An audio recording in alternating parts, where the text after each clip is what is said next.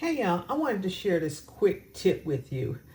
And most of the people that you follow, the chefs, the home cooks, the cooking shows, you are going to get instruction to, when you start cooking, to start everything in a hot or a warm pan.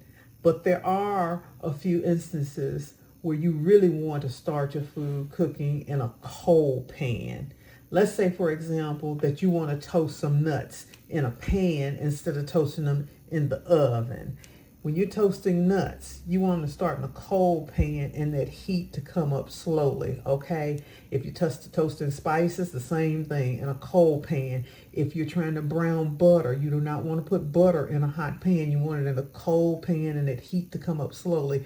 And if you're cooking some chicken with skin on, like a lot of times I'll cook chicken thighs, and you want that good crispy skin, you want to start those chicken thighs with the skin down in a cold pan and let that heat comes up, because if you let the pan get hot, what that skin is going to do is going to shrivel up like that, and you don't want that. So this video is to tell you, yes, in almost most cases, over 90% of the cases, yes, you want to start with a warm or hot pan, but there are some cases where you really do want to start with a cold pan, okay? I hope that tip helps you. I'm Val Taylor. Y'all go out and make it a great day, and I'll see you on the next video.